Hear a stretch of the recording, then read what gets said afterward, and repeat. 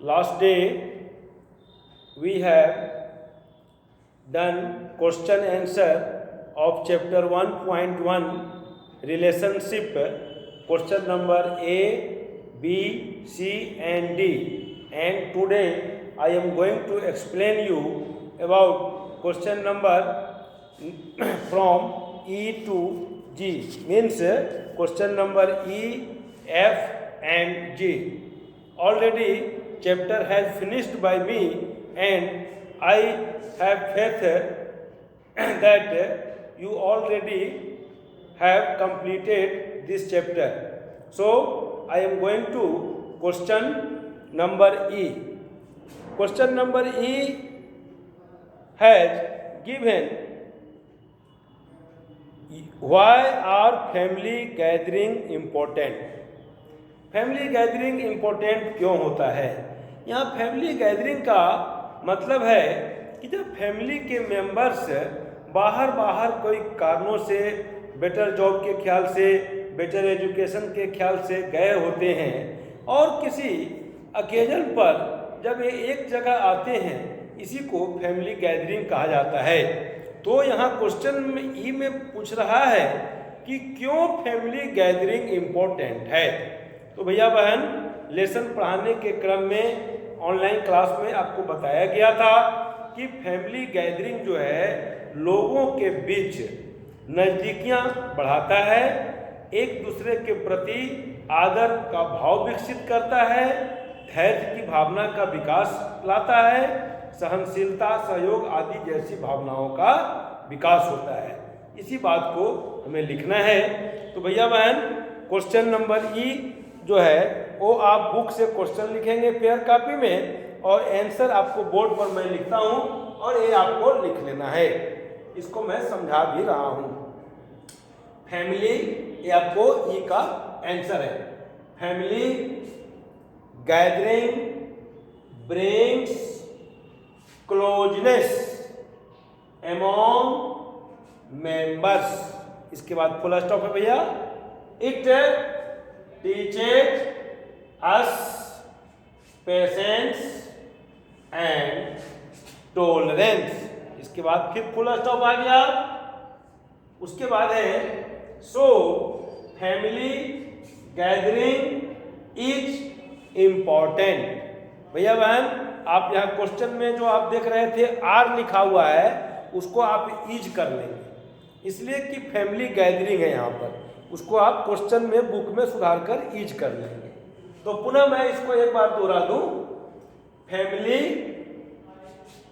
Gathering brings closeness among members. इसके बाद full stop है। It teaches us patience and tolerance. इसके बाद फिर फुल स्टॉप है।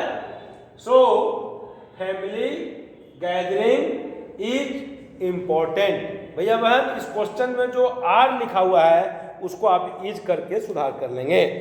अगला क्वेश्चन है question number F. What lessons do you take from your older generations.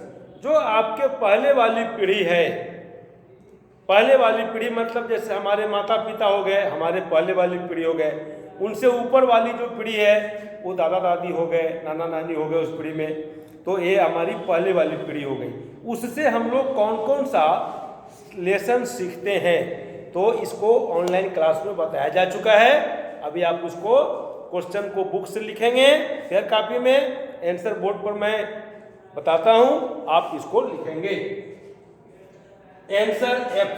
We take the following lessons. पहला पॉइंट है भैया, रोमन अंक में 4 पॉइंट में इसका आंसर है। रोमन अंक में पहला पॉइंट है टू हेल्प द नीडफुल, मतलब जरूरतमंदों की मदद करना। पहला पॉइंट फिर से मैं बताता हूं, to help the needful. Point number 2 इसमें है टू बी रेस्पॉन्सिबल, मैं फिर से पढ़ता हूं इसको।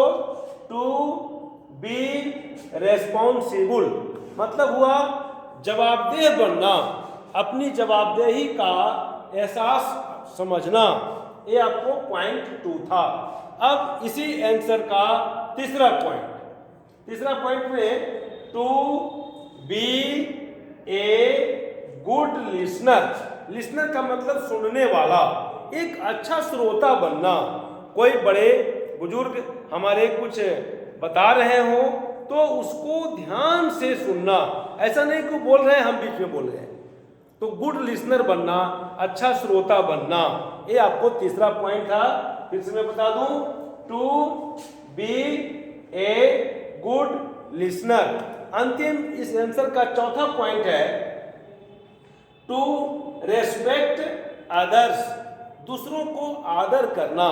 आपको भैया बहन पता है कि दूसरों को आदर हम देंगे तभी दूसरे हमें आदर देंगे। ये आपको इसका चौथा अंतिम पॉइंट है। फिर से मैं बता दूं, टू रेस्पेक्ट अदर्स। इस प्रकार से आपका क्वेश्चन नंबर F पूरा हुआ। अब क्वेश्चन नंबर अंतिम है 1 का G। Who are differently abled people.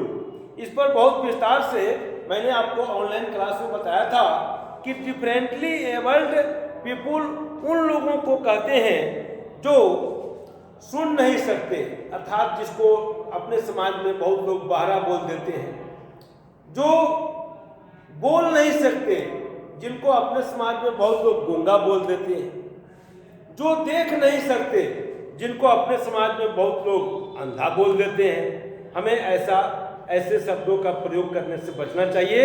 उन्हें लाड़ प्यार सहयोग और आदर उन्हें भी देना चाहिए।